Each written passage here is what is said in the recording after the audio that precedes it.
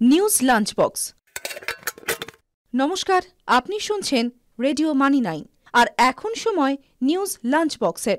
আমি সহেলি। চলুন আজকের গুরুত্বপূর্ণ খবরগুলি দেখে নেওয়া যাক। এই বুলেটিনে আমরা আপনাকে জানাবো ব্যবসা ও অর্থনীতির সঙ্গে জড়িত বেশ কিছু খবর, যা আপনার জীবন ও পকেটের সঙ্গে ওতপ্রোতভাবে যুক্ত। এনপিএস অ্যাকাউন্টে লগ ইন করার প্রক্রিয়া আরও কঠিন হচ্ছে।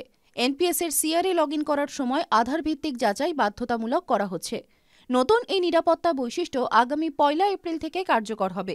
এখন সিআরএতে লগ ইন করতে 2 ফ্যাক্টর অথেন্টিকেশন করতে হয়, আর এই নিয়ে একটি নির্দেশিকাও জারি করা হয়েছে। পিএফআরডি এর এই নির্দেশিকা অনুসারে সিআরএ লগ ইন করার জন্য আধার বেসড অথেন্টিকেশন পদ্ধতি শুরু হচ্ছে, আর এর ফলে সমগ্র এনপিএস ব্যবস্থা আরও সুরক্ষিত হবে। সরকার ব্যবসায়ীদের 31 মার্চ পর্যন্ত বাংলাদেশ, মরিশাস, বাহরিন ও ভুটানে 54,760 টন পেঁয়াজ রপ্তানির অনুমতি দিয়েছে। উপভোক্তা সচিব রোহিত কুমার সিং বলেন, আমরা অবিলম্বে বাংলাদেশে 50,000 টন, মরিশাসে 1200 টন, বাহরিনে 3,000 টন এবং ভুটানে 560 টন পেঁয়াজ রপ্তানির অনুমতি দিয়েছি। বিদেশ মন্ত্রকের সুপারিশের পর এই সিদ্ধান্ত নেওয়া হয়েছে। দেশের বাজারে পেঁয়াজের দাম নিয়ন্ত্রণে রাখতে এবং সামগ্রিক মুদ্রাস্ফীতি রোধের জন্যই গত 8 ডিসেম্বর থেকে 31 মার্চ পর্যন্ত পেঁয়াজ রপ্তানি নিষিদ্ধ করেছে কেন্দ্রীয় সরকার। কেন্দ্র মসুর ডালের আমদানির ওপর শুল্ক মুক্তির সময়সীমা 1 মাস বাড়িয়েছে। এর ফলে এখন শুল্কমুক্ত মসুর ডাল চলতি বছরের এপ্রিল পর্যন্ত আমদানি করা যাবে। আগে এই সময়সীমা শেষ হওয়ার কথা ছিল মার্চে, কিন্তু পরিস্থিতি নিয়ন্ত্রণে রাখতে আরও 1 মাস এই সময়সীমা বাড়াবার সিদ্ধান্ত নেওয়া হল। 2017 নভেম্বরে মসুর ডালের ওপর 50% শুল্ক আরোপ করা হয়েছিল। পরে যখন মুদ্রাস্ফীতি বাড়ল, তখন সরকার এই শুল্ক তুলে নেওয়ার সিদ্ধান্ত নিয়েছিল। ভারত প্রধানত কানাডা এবং রাশিয়া থেকে এই মসুর ডাল আমদানি করে। রিজার্ভ ব্যাংকের গভর্নর শক্তিকান্ত দাস বলেছেন যে মুদ্রাস্ফীতি এখনও নিয়ন্ত্রণে আসেনি। এই পরিস্থিতিতে যে কোনো রকম সিদ্ধান্ত যদি আগের সাফল্যগুলিকে ধাক্কা দেয়, তাহলে তা হবে আখেরে নেতিবাচক। গভর্নর আরও জানিয়েছেন যে মুদ্রাস্ফীতি মোকাবিলার কাজ এখনও শেষ হয়নি, আর সেই কারণেই শেষ আর্থিক নীতি বৈঠকে সুদের হার স্থির রাখার পক্ষেই ভোট দিয়েছেন সিংহভাগ সদস্য। এখন আপনি ওয়েন্ডিসির মাধ্যমে উবের রাইড বুক করতে পারবেন। এর জন্য সরকারের সঙ্গে একটি মৌ করেছে উবের। এই সুবিধা চালু হলে আপনি উবের অ্যাপ ছাড়াই নিজের জন্য একটি রাইড বুক করতে পারবেন।